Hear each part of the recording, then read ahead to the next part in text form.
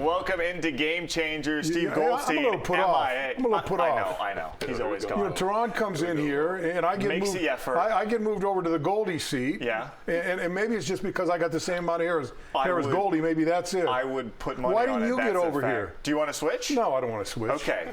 You don't want to run. You don't want to run it. No. Okay. Once we may have to change this. Yes, we've got Terron Armstead in the house. Goldie is somewhere on the west coast of the United States, following the Panthers. Probably got a better seat than I do right now. Probably. He's probably watching, right. going, "What the heck is going on with this show?" Intro going. Yeah, the intros never go over very well. It's always the hardest thing to keep on track when we start this show. But it's perfect that we have Terron in here, because our first topic today is Tua Tagovailoa. Yeah. He is absolutely red hot right now. Over the last 4 games, 1,300 yards, 11 touchdowns, 0 interceptions. Terron, you have obviously an up-close look at him. You're there on the sidelines as well, so I want to get both your opinions. But Terron, what makes what makes this stretch so amazing? What makes him so amazing in terms of accuracy with the 75% completion rate at this moment? I mean, it's a lot of the same things that we've been seeing from him in the last couple of years, and it's his development, his growth, his thirst to improve, and he's just understanding the game so much more comfortable in the offense. He has more security in the offense, and he knows where everyone needs to be, the motions, the snap points, all the timing routes and all that. He's getting in such a groove and a great feel for the offense, the scheme alone. Yeah. But then his personal improvement as a player, that time that he spent out, and I spoke on it before, like he really dove and immersed himself into just reading schemes and diagnosing the defense before the snap. He was bouncing into all the position rooms, separate meetings, and just kind of learning and finding ways to improve and get an advantage, and you see the work. What does it take, or when you're there on the sideline, you watch him throw to a spot, and no one's there, and then all of a sudden, boom, there's a wide receiver. Well, I think that's what a quarterback does. And look, I think he's grown. For leadership has grown. He owns that huddle. I'm not in that huddle, but I believe he owns that huddle. And he knows exactly where he wants. He's got, Dan Marino had that quick release. He's got a timing release. If he gets that, hit that back step, once he plants that foot, that ball is out of there. Yeah. The times where he struggles is when he has to pull it down and maybe readjust. But I tell you, if he's on target, if he's on time, he knows where the receiver's going to be. The receivers know where they need to be, and he'll throw to that spot wherever that guy is. Guy's not making his break yet. He'll throw to that spot, and that's what you see out of quarterbacks that are the upper echelon quarterbacks in the league. And I think that's exactly where he is right now. He's playing as well right now as any quarterback in the league, with his accuracy, his timing, and all the things that he does with that ball handling is out of control. These little flips that he's doing, all these little misdirection things. And like you said, it takes dedication, it takes work, and it takes learning what the offensive line is doing, the tight ends are doing, the running backs are doing, knowing all their assignments. That's what's made him the type of quarterback he is right now, I believe. Can we extrapolate this out a little bit? Because I've been seeing, like, he's getting a lot of Pro Bowl love at the moment. Had he not gotten hurt, and had he been having these numbers throughout the entire season, Terron, could we be talking about a guy who could have been in the MVP conversation? I know Josh Allen and Lamar Jackson, their games are different where they run the ball. But in terms of what he's doing as a pure passer, you're hearing historic names thrown alongside with what he's doing right now. Of course. I mean, you think of the MVP's most valuable player, and you can see the difference of our team, our organization, our outfit, our output whenever he's on the field and when he's not. So that's most valuable. You know what I mean? He is one of the most valuable players in the NFL. Look at the 5 games he missed and what happened. If he's not out those 5 games, guys win at least 3 of those games, and you could run the table on those games, which God went to my 7-0 thing. I want to get that in there a little bit. But you put those numbers there, they're right in the middle of this run to the playoffs. Other than that, but since he's come back, if you just took those 5 games and give everybody, or the games that he's played, and match him up with those guys, he's riding neck and neck with everybody else. Yeah, with all those guys out If there. not ahead. If Yeah. not ahead, statistically. Yeah, absolutely. Yeah, 11 touchdowns, no turnovers. Yeah. Crazy over this 4-game stretch. All right, I do want to move over to another quarterback in the NFL because he may not be as red hot, but he is maybe entertainment value.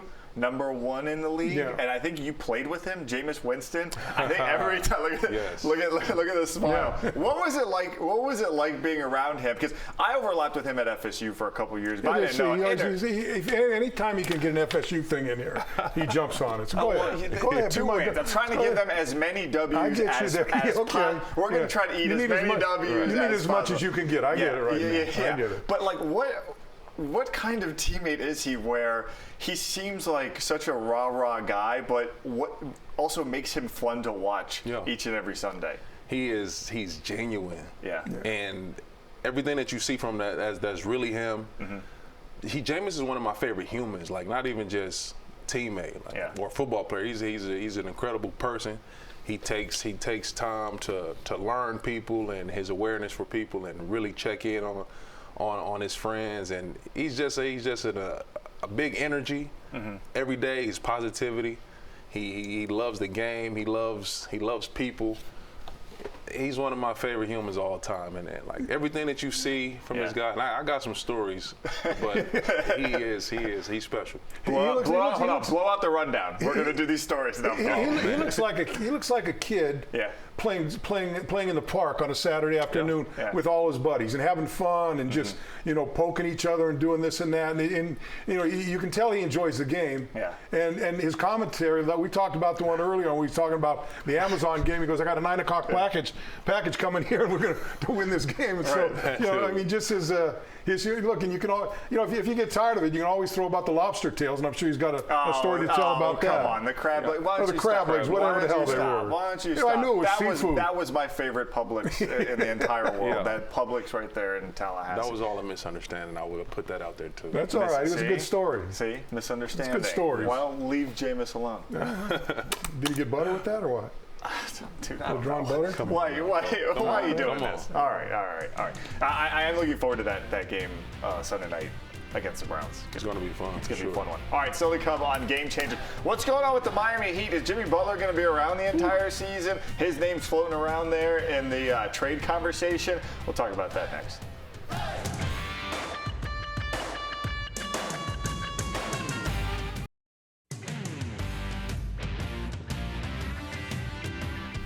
All right, welcome back to Game Changers. Let's go ahead and move the conversation over the basketball court, guys. ESPN reporting that the Heat are open to listening to offers for Jimmy Butler. Bo, are you surprised you've gotten to this point with Jimmy, or is this just good business in terms of moving on from a superstar to get some good assets? If I know Pat Riley and the Heat, they're willing to listen to anything anyone's going to ask them about any player on that team. They may not take it seriously, but I want to hear what you want to say in case we want to do something. Maybe package somebody.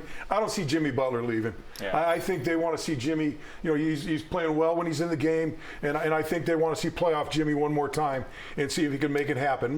Look, he's just opened up a coffee shop somewhere down in Miami. Big Face Coffee. Big Face Coffee. It's so great. Went down there. Why would he want to go somewhere? I think Jimmy's going to be here. I don't think he's going anywhere. I think he's got a year left on the deal, and he could opt out at the end of this summer. So I think he overcharges a little bit in his coffee, but that's he's charging Bam. He told us charging Bam $100. If you make $10 million a year or more, he said you're getting charged $100. Terron, let me ask you this. Terron's a big latte man, right? Not really. Okay. Not really. No coffee? No, not really. Not really. No. How do you start your day? Don't say water. Water. Okay. Water. Keep it rolling. I can't even relate to you. If you could, because I know you're a big basketball fan. Yeah. If you could put Jimmy Butler, and as Bo said, playoff Jimmy, on one basketball team right now. Okay. Is there one out there you would kind of like to see him suit up for? For sure.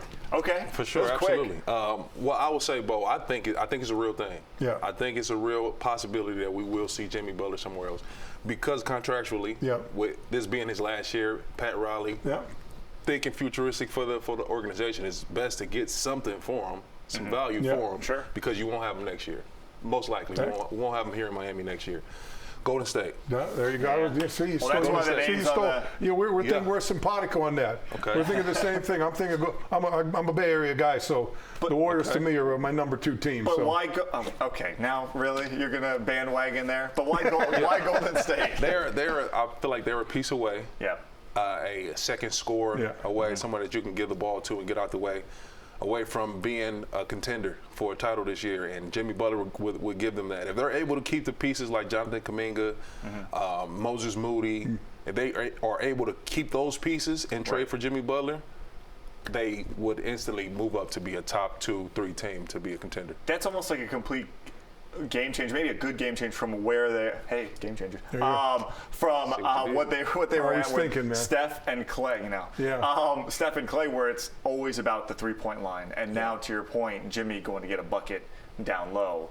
To me, that's actually really interesting. That, For sure. that he, I think it's a good fit. I mean, not only because that's my second team I like, but just where they are right now. You get them together with Steph. And take what he's going to do. I mean, it automatically puts them up in the upper rings of the NBA with an opportunity to really start putting some more banners up in the rafters. I would also like to see him with the Lakers. I'd like to see him paired with. No. Why not? No. Why? No. I want someone to help LeBron. That's so he's trying to get Lakers. Why? I haven't liked the Lakers since Jerry West left. Okay. That's how bad it is for me. I haven't felt this much resistance from this side of the table. I don't like the colors. Why? I liked them when they had James Worthy. I like that. I don't like their colors. You don't like Shaq. I don't like Kobe. LA. I don't like LA particular. Okay. The Dodgers. You're a Bay Area guy. Yeah. No. Let us know how you really feel. I just did. Are you a Giants fan? I am a Jimmy Giants Butler, fan. Golden State Warriors. Okay. There you go. By the way, are the Heat? I'm gonna like that if that goes. Let's say that I do want to ask this though before we go, because are the Heat for real though? If Jimmy Butler's not part of the equation, like we see what Tyler Hero's doing, where he's Eastern Conference Player of the Week. Does this Heat for real question mark where they've moved up the rankings, Bo? Does that just go away if they get rid of Jimmy? Yeah, Tyler's playing great. I just don't see him be that guy that can take over a game when it gets tough. When you get to the playoffs and you get like that, I don't see. Look, he's scoring in bunches. Bam's kind of coming along. He's got that 3-point shot that he could be hit or miss on whatever night. But I think without Jimmy in there, unless they pull some kind of a trade that brings in a player of equivalent talent, I don't see the Heat being able to make much of an impression in the playoffs. Much of a run. They'll be in the mix, but and the objective is to win the championship. Yeah. Right. The goal isn't to go out and be in the mix. You know what Yeah. I mean? So if you feel like you just compete and win some games, like what's the point? Yeah. We can do something to set ourselves up for the future. I think that's there's all, but the one caveat out there is you can never figure what Pat Riley's going to do. He's pulled off some things in the middle of a season that you would never would have known would have happened. So I don't think he's going to be able to do it. But I'm not gonna throw all my cards in. If they move on from Jimmy, that opens up a whole plethora of possibilities for Plethora, sure. I like that word. Plethora. That's a good word. Look at. Oh, now you're giving me credit. Right. That My FSU. vocabulary's on point, no, for real. I try. vocabulary. I try. The standard's not very high here. All right, still to come. Did the College Football Playoff Committee finally get it right? SMU's in, Alabama's out. We'll talk about it next.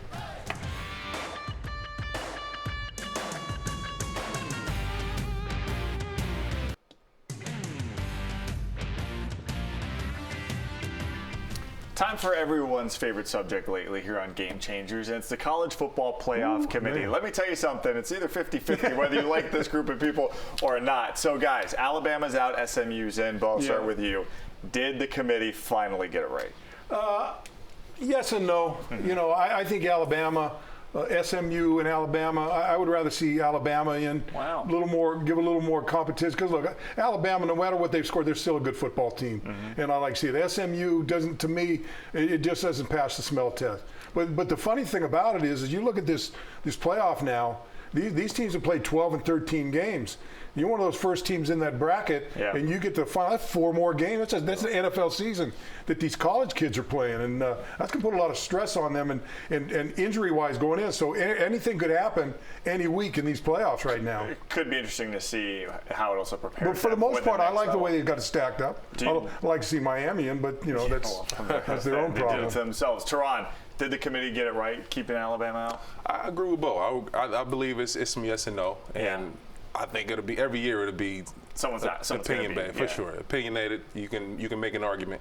I was shocked to see Clemson and SMU get in over Bama. I was shocked to see that, but at Bama kind of they did it to themselves. Same as Miami. Big Ten is heavy. It's heavy in the college football playoffs. You got 4 teams in the top 8. That's strong. Yeah. It's funny, Oregon coming into the Big Ten and they win the Big Ten. They win the Big Ten. Yeah. And the first time around, everyone's thinking, oh, they're coming from the West Coast. Boy, what a game changer Every there, single conference had it. It's crazy, yeah. Texas almost won the SEC, coming to Big 12. It's true. Oregon, obviously, SMU in the ACC. I didn't think I'd like those conferences. I didn't like the reshuffling. It's tough. But boy, I tell you, it really made it brings They in added the right teams, it brings in 1-loss teams, it brings in 2-loss teams, and brings in sometimes 3-loss teams into the playoff system. So I'm kind of getting used to it. I kind of got a good feel for it now. I just think it's tough from a travel standpoint. Well, that's it. Oregon being in the Big Ten, and they, you know what I mean? I think that part of it is tough, but competition-wise, I agree with it. I do want to say this. I like both of you as people, but the fact that you both said Alabama deserves to get. No, look, I used to, if Nick was still there, I would say. If Nick was still there, I would say absolutely not. Absolutely not. Bama was in. Yes, I agree. Oh, if Nick was there, no question about that. I think they would trust him to get it right. They will be in. All right, do you guys have a winner? I mean, I know we got the whole bracket to play out. I do. Who? I got Oregon. You got Oregon? Been the strongest team all year long, and they're no joke. They're a big, strong offensive line. Right. They got a big defensive line. Got a lot of talent in the secondary. I like that football team. Before the season, I had Texas. Yeah. I felt like Texas was the most complete team, well-rounded. Oregon is consistency. That's what this game is about. So let me ask you this: Georgia's quarterback can't play. You got the freshman coming in. Well, what happened to FSU last year, right? I mean that's a little quirky. Yeah. You think? You think it's a little quirky? The guy ran out there to hand the ball off, and his arms hanging out of his jersey. By the way, Oregon's quarterback is just as old, I think, as your quarterback. So I mean, a lot of experience. That's college football these days. Man. Some of these guys, I saw one guy this year was in his 9th year in college football. Yeah, he plays at the University of Miami. Cam McCormick, tight end for the Hurricanes. He's collecting his Social Security already. Oh, he leaving with a doctorate? What degree is he leaving with? All of them? Yeah, all of them. What? All of them? I mean, hey, he's a well-rounded student. Yeah, a lot of injuries. Professional student. Give Camp. Yeah, he hasn't had to go to school for the last 5 years. He already finished in 4. You know? All right, we're not taking shots. We're not taking shots anymore. All right, still to come. The NFL got a little quirky again. They introduced the Simpsons on the Monday Night Football. We're gonna find out which cartoon these guys would like to see next. Play a little NFL football. Ooh.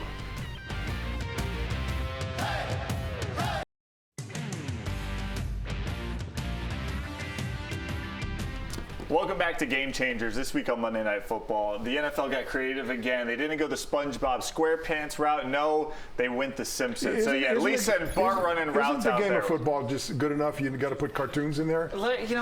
Bring in different audiences. Don't hate. I'm just saying. Scared of change. So it got me thinking. Really, just me, because Bo's going to hate this topic. Which cartoon would we like to see next? In terms of one of these simulcasts. So we're going to start with our guest here, if we can come back out of video. There we are. Terron, which cartoon and why would you like to see next on the simulcast?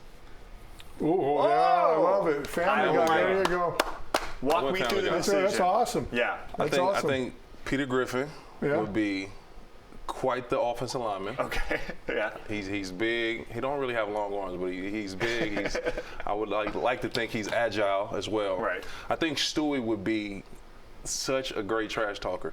On the field. Okay. And that's really where I like that. Stewie would be like almost like the too smart. He's too smart that no one would know. Would know what to say back. Look like they could be football guys. For sure. Be hard to tackle too. Still be hard to tackle. Yeah.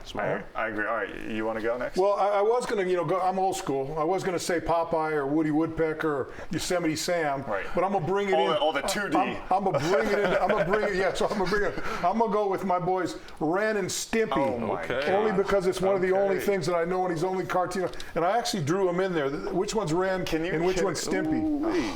Holy cow. I did. Look at that artwork. What's Ren playing and what's Stimpy playing? Ren is playing quarterback, and Stimpy is playing. He's playing left out. Left That's out. what he's playing. Yeah. Okay. I know how Stimpy feels. All right, Terron. What you got? What you got? I'm with you on Family Guy. No Now, wonder you were so excited. I was, and here's No why. way. And I was afraid that when you mentioned Stewie, you were going to steal my reason. But his head is literally the shape, shape of a football. So they That's can throw right. There you Stewie go. around the There you yard, go. catch him, and run with him. See, I'm at a disadvantage. I don't know these new cartoons. I like it. I know all the old stuff. Mending fences here after the whole Alabama debacle. You don't know new cartoons? No. Really? I don't think I ever watched Ren and Stimpy. You're not. So how did you just come up with that? No, I went to my phone. I just said, "Show me cartoons." I said, "I like those And that's guys." what you came up and I with? think I could That's what draw. came up? And I think I can draw it. So, you know, Okay. fair to Midland. We set cartoons back another 25 years here. I don't even know which one's which, to be honest with you. Oh no, his drawings on this show are legendary. That one not necessarily. All right, thanks Okay, guys. that's the best one I've Thanks got. for coming in. Bo, thanks for trying. It was much appreciated on the effort. We don't take the cartoon stuff for the football game. That's blasphemy. You know. Okay. I'm sorry, tough football guys Just over saying. here. tough football. All right. That'll do it for Game Changers. Goldie, we miss you. We hope you're back. Enjoy the West Coast. We'll see you next time.